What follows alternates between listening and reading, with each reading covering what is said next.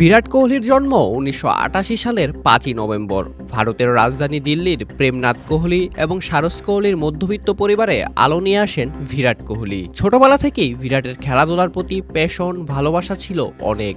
Cricket ভালোবাসতেন, পরবর্তীতে সেটাই বদলে দিয়েছে বিরাট কোহলির জীবন। যেখানে ৯ বছর বয়সে পাণ্ডিতশালায় গিয়ে শিক্ষা দীক্ষায় মক্ত হন বাকিরা, সেখানে বিরাট ছিলেন একেবারেই ব্যতিক্রম। বয়স যখন ৯ তখনই চিকু ভর্তি হন ওয়েস্ট দিল্লির ক্রিকেট একাডেমিতে। সেখানে কোচ রাজকুমার শর্মার অধীনে চালু হয় তার ক্রিকেট জীবনের আনুষ্ঠানিক পথ চলা।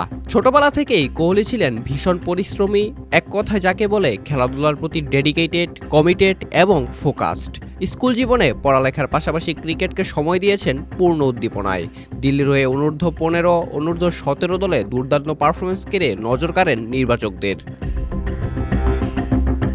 তবে বিরাট কোহলির জীবনের মোড় ঘুরিয়ে দেয় ২০০৮ সালের অনূর্ধ্ব-19 বিশ্বকাপ। সেবার ভারতকে অধিনায়ক হিসেবে সামনে থেকে নেতৃত্ব দিয়ে কেন উইলিয়ামসনের ব্ল্যাক ক্যাপসদের বিপক্ষে ব্লু আর্মিদের চ্যাম্পিয়ন করেন বিরাট কোহলি। ওই টুর্নামেন্টের পরেই তার প্রতিভা নজরে আসে বিসিসিআই ও আইপিএল এর ফ্র্যাঞ্চাইজিগুলোর। একই বছর তিনি রয়্যাল চ্যালেঞ্জার্স ব্যাঙ্গালোর দলে যোগ দেন আইপিএলে। এরপর ২০০৮ সালের আগস্টে শ্রীলঙ্কার এগেইনস্টে ওয়ানডে দিয়ে আন্তর্জাতিক ক্যারিয়ারে অভিষেক হয় বিরাট কোহলির। তারপর আর পিছনে ফিরে তাকাতে হয়নি। একটা সময় পরে গিয়ে পেয়েছেন গ্রেটেস্ট ক্রিকেটারের তকমাটাও।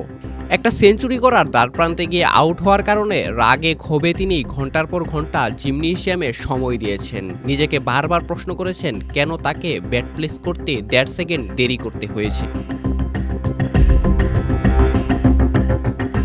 যদিও কোভিড পরবর্তী সময়ে স্পেশালি এবাদতের ওই সেলুটের পর বিরাটের পারফরমেন্স অনেকটাই নড়বড় হয়ে যায়।